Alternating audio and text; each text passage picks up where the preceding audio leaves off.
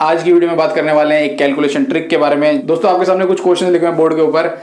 हर question के लिए आपके पास सिर्फ 1 सेकंड है। अगर 1 सेकंड से ज्यादा टाइम आपको लग रहा है तो ये वीडियो को बिल्कुल भी स्किप मत करना, क्योंकि मैं आपको सिखाने वाला हूं दो संख्याओं को कैसे गुणा करें विद अ शॉर्ट ट्रिक। बहुत ही आसान ट्रिक है और जो कि एग्जाम में आपके काम आने वाली है। जो संख्याएं हैं हमारी वो दो कंडीशन को फॉलो करनी चाहिए, तभी ये ट्रिक काम करेगी।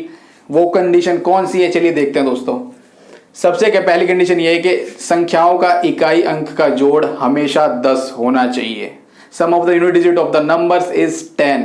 9 और 1 मिलकर 10 बनता है। क्या 8 और 2 मिलकर 10 बनता है? ये इकाई अंकों का जोड़ दिखा रहा हूं मैं आपको। क्या 9 और 1 मिलकर 10 बनता है? क्या 8 और 2 10? क्या 6 और 4 10? क्या 7 और 3 10? 5 5 भी होगा लास्ट में तो भी 10।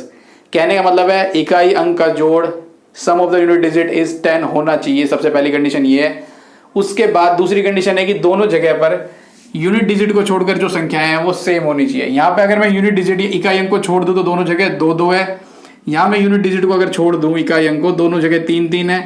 यहां मैं छोड़ दूं तो 5 5 है। यहां 11 11 है इकाई अंक को छोड़कर, यहां 10 10 है। तो ये ट्रिक काम करेगी। दो ही कंडीशन है, इकाई अंकों का जोड़ 10 होना चाहिए और इकाई अंक को छोड़कर जो भी संख्या बची है वो सेम होनी चाहिए। अब बात कर लेते हैं ट्रिक। कुछ भी नहीं करना, बहुत सिंपल है, बहुत आसान है। कैलकुलेटर से भी तेज करोगे आप, बहुत आसान है, कुछ नहीं करना। इकाई अंक को डायरेक्ट गुणा कर देना है। इकाई अंकों को डायरेक्ट गुणा करना है आपको। अगर सिंगल डिजिट नंबर आता है तो 0 लगा देना है आगे।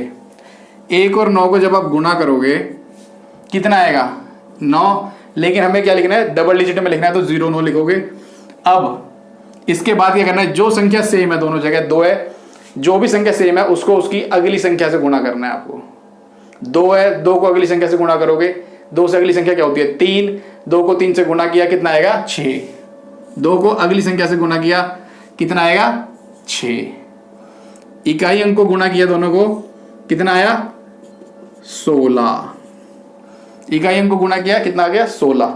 अब दोनों जगह क्या है? 2। 2 को अगली संख्या से गुणा करोगे 6। इकाई अंक को गुणा किया कितना आया? 0 9। 3 से अगली संख्या क्या होती है? 4। 3 चौक 12। इकाई अंक को गुणा किया कितना आ गया? 16।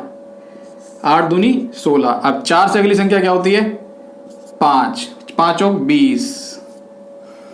6 को 4 से किया कितना आ गया? 24। 5 से अगली संख्या क्या होती है? 6। 6 पंजे 30। देखा आपने कितना आसान है, सिर्फ 1 सेकंड लगना है। इकाई अंकों का जोड़ अगर 10 है तो इकाई अंकों को डायरेक्ट गुणा करो। उसके बाद जो संख्या रहेगी उसको उसकी अगली संख्या से गुणा कर दो, बस खत्म। बहुत ही सिंपल है, कुछ नहीं है। क्या ये बड़े बड़े नंबर्स में भी लगेगी? देखते हैं चलिए। 8 दूनी 16 और 11 11। 11 से अगली संख्या क्या होती है? 12। 11 को 12 से करोगे कितना आएगा? 132। हो गया। 7 दिया 21 और 11 से अगली संख्या क्या होती है? 12। 12 को करोगे कितना आएगा? 132। 9 को किया कितना आया? 9। अब ये सिंगल डिजिट आ गया तो इसको एक 0 लगानी है आगे, क्योंकि आपको डबल डिजिट में लिखना है। 10। 10 से अगली संख्या क्या होती है? 11। गुणा करोगे कितना आएगा? 110। 10 को 11 से किया 110। 7 दिया 21। 11 से अगली संख्या 12। 11 को 12 से गुणा किया तो 132। सिर्फ 1 सेकंड लगेगा दोस्तों, सिर्फ 1 सेकंड। चलिए अगला देखते हैं। 8 दूनी 16 और 9 से अगला नंबर क्या होता है? 10। 9 को जब 10 से करोगे गुणा तो कितना आएगा? 90। ये आपका आंसर हो गया। देखा दोस्तों आपने, सिर्फ 1 सेकंड में सारे क्वेश्चन। 1 सेकंड के क्वेश्चन है सारे के सारे। 1 सेकंड से ज्यादा किसी में लगेगा। ये आपको मैं समझा रहा हूं इसलिए टाइम लग रहा है। अगर मैं डायरेक्ट करूं तो 1 सेकंड ही लगेगा इनमें। कोशिश करना। और ये जरूरी नहीं है कोई भी नंबर हो सब में लगेगी, ये इन्हीं फिक्स नंबर्स में नहीं है, किसी में भी इकाई अंकों का जोड़ होना चाहिए। मान लीजिए आपको मल्टीप्लाई करना है 255 को 255 से, या फिर मल्टीप्लाई करना है आपको 253 को 257 से। तो कैसे? क्या ये ट्रिक इसमें भी लगेगी? चलिए देख लेते हैं दोस्तों। बहुत ही आसान है, कुछ नहीं करना आपको। इकाई अंकों को गुणा करेंगे। 5 को 5 से किया कितना आ गया? 25। और 25 दोनों जगह 25 है तो ट्रिक काम करेगी। 25 को उसकी अगली संख्या से गुणा करेंगे। 25 से अगली संख्या क्या होती है? 26। 25 को 26 से कैसे गुणा करोगे?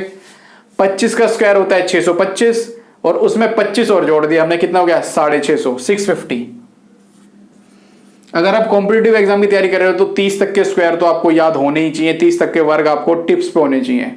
तो 25 का स्क्वायर होता है 625, उसमें एक और जोड़ दिया तो 26 हो गया, 25 को 26 से गुणा करा 650, 3 को 7 से करेंगे कितना आएगा 21, 7 और 3 10 है तो ट्रिक काम कर रही है हमारी। और 25 को जब अगली संख्या से गुणा करोगे अब 26 से तो कितना आएगा,